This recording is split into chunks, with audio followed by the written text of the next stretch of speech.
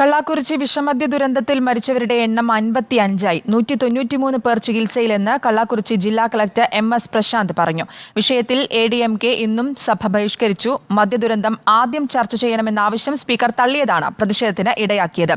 കള്ളാക്കുറിച്ചിയിൽ വിഷമദ്യം കഴിച്ച് ദേഹാസ്വാസ്ഥ്യം അനുഭവപ്പെടുന്ന യുവാവിന്റെ ദൃശ്യങ്ങൾ റിപ്പോർട്ടറിന് ലഭിച്ചു. കല്ലാക്കുറിച്ചി കരുണാപുരം കോളനിയിൽ അബദ്ധത്തിൽ വിഷമദ്യം കഴിച്ച് ഇപ്പോഴും ആളുകൾ പിടഞ്ഞു വീഴുകയാണ്. ദുരന്തത്തിൽ കഴിഞ്ഞ ദിവസം മരണം നടന്ന വീട്ടിലെ യുവാവ് അബദ്ധത്തിൽ വിഷമദ്യം കഴിച്ച് തെരുവിൽ കുഴഞ്ഞു വീണ് കിടക്കുന്ന ദൃശ്യങ്ങൾ റിപ്പോർട്ടറിന് ലഭിച്ചു.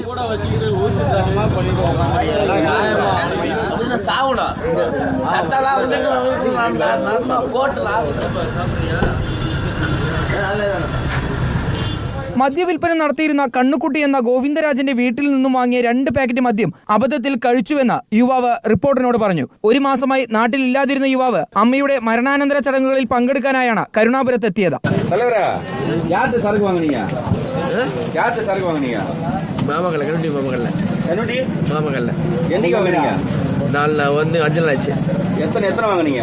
நான் வந்து ஊருக்கு போகும்போது 5 பாயிண்ட் வாங்கிட்டு போனேன். குடிச்சதா சொல்கிறாரு. 2 பாயிண்ட் குடித்தேன். வீட்டுக்கு முன்னாடி தான் 2 பாயிண்ட் கிடக்குதுன்றாரு. என்ன ஏதுன்னு சுச்சுவேஷன் தெரியல. வீடு தெரிஞ்சாதான் இப்போ போய் அதை கண்டுபிடிக்க முடியும்.